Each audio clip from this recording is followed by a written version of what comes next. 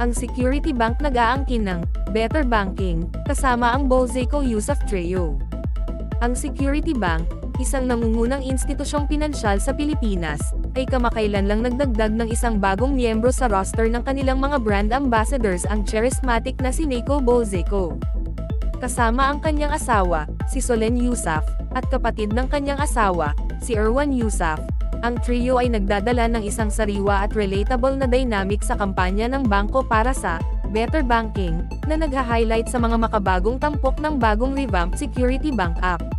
Ang launch event, na ginanap noong nakaraang taon, ay nagpakita ng masayang palitan ng mga salita sa pagitan ng trio habang nagbabahagi sila ng mga kwento tungkol sa kanilang personal na karanasan sa pagbabangko, na binibigyang diin ang parehong mga nakaraang hamon at ang bagong kadalian na dulot ng bagong app. Si Erwan, na isang ambassador ng Security Bank sa loob ng 12 taon, ay pinuri ang business acumen ni Nico, na binibigyang diin ang kanyang malalim na pag-unawa sa mga pinansyal na bagay, lalo na sa larangan ng corporate finance. Komento niya, masaya siya sa spreadsheets. Isa siya sa mga taong, kaya pagdating sa paggamit at pagtatrabaho sa bangko sa pinakamagandang kapasidad para sa mga negosyo na pinagsama-sama natin, siya ay naging napakahalaga sa pag-unawa noon pagdating sa forex at lahat ng mga bagay na iyon sa isang corporate level. Kaya hindi lang siya isang magandang mukha. Ang masayang pambubuska na ito ay nagpatawa sa audience, at si Nico ay masayang sumagot, "Guys, malaking papuri yan, hindi pa nangyayari yan. Hindi pa ako nakatikim ng papuri mula sa kapatid ko. Kaya sobra akong natutuwa ngayon." Si Solen, na isang ambassador ng Security Bank mula pa noong 2021, ay tumugon sa mga sinabi ni Erwan, na ipinahayag ang kanyang personal na pasasalamat para sa pangako ng bangko sa pagbibigay ng mahusay na serbisyo sa customer. "Actually, bago pa man yan, pinilit ako ni Erwan na sumali sa Security Bank dahil marami akong reklamo. Hindi ko nababanggitin ang ibang mga bangko, at, alam mo, talagang nakita ko mismo kung gaano sila kadedikado sa pagbibigay ng mahusay na mga produkto at serbisyo sa kanilang mga customer. Taon-taon, mayroon silang kamangha-manghang anunsyo, tulad ng ngayong taon. Kaya basically, ang mas magandang anunsyo ay hindi lang mas magandang pagbabangko, ito ay tungkol sa mas mahusay kong asawa na nasa tabi ko." Pagkatapos ay tinalakay ng trio ang mga praktikal na aspeto ng bagong app, na tumutuon sa mga tampok na tumutugon sa karaniwang mga problema na nakaharap ng mga customer. Ipinakita ni Nico ang kadalian ng pag-block ng isang compromised credit card, isang function na personal niyang itinuturing na mahalaga dahil sa kanyang madalas na pagkawala ng mga card habang naglalakbay. "Isa sa mga pinakamagandang bagay sa bagong app ay kung mawala ang credit card ko, mablock ko ito. Napakahalaga niyan dahil madalas ko itong mawala o ma-misplace ng 2 hanggang 3 beses sa bawat paglalakbay ko," pagbabahagi niya. Sumingit si Solen, na nagkukwento ng isang insidente kung saan si Erwan, sa kabila ng magagandang intensyon, ay hindi sinasadyang nag-block ng kanyang card habang nasa ibang bansa sila, na nag-iwan sa kanila ng walang access sa mga pondo.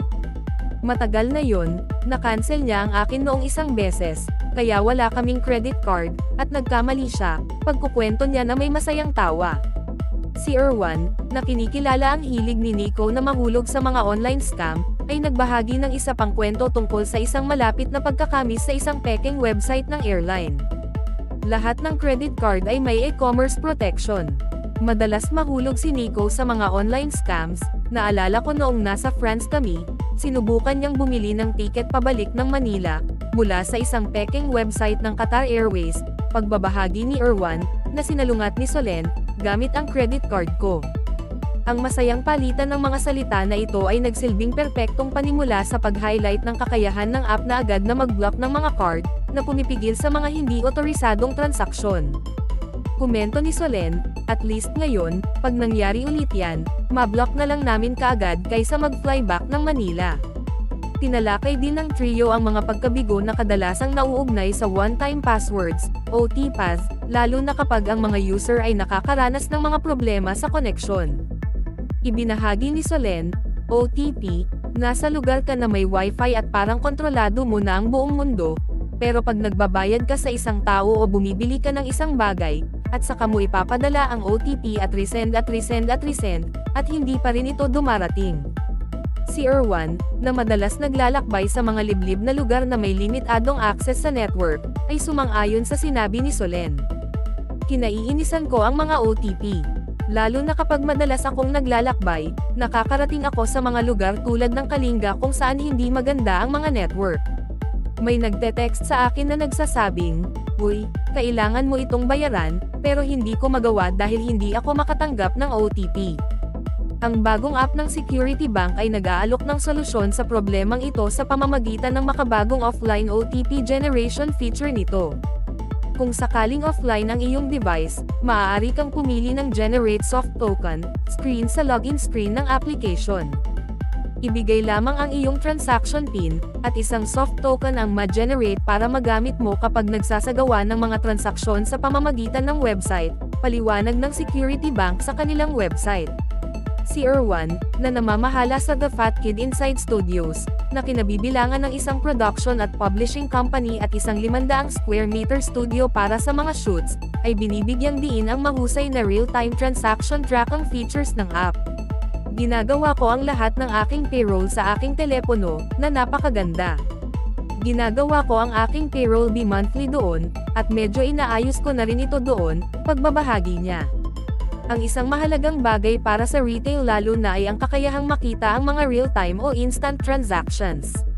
Dati, kailangan kong maghintay hanggang sa katapusan ng buwan para sa isang bank statement para ma-consolidate ang lahat ng mga online purchases. Ang kakayahang makita ang mga transaksyong iyon habang ginagawa mo ang mga ito ay nagpapadali ng pagbabudget. Pagkatapos ay ipinakilala ni Nico ang i-GiveCash feature, na nagpapahintulot sa mga user na magpadala ng pera sa sinumang tao, maging ang mga walang bank account. Sa i-GiveCash, maaari kang magpadala ng pera sa lahat ng tao nang hindi na kailangan ng ATM card o bank account. At sa tingin ko ginagawa nitong accessible ang app sa lahat ng tao sa Pilipinas. Sa pagtatapos, binigyang diin ni Erwan ang pagiging simple at kadalian ng paggamit ng app. Mabilis itong i-set up. Nang i-download ko ang app sa unang pagkakataon, 3 minuto lang ang inabot para makuha ang full access. Si Myra Antolan, Senior Vice President at Retail Channel Head ng Security Bank Corp, ay nagbuod sa pangitain ng bangko para sa bagong app.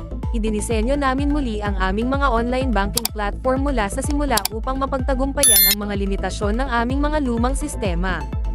Nais naming bigyan ang aming mga customer ng mas mahusay na accessibility, mas mahusay na seguridad, at isang mas mahusay na pangkalahatang karanasan sa pagbabangko sa app.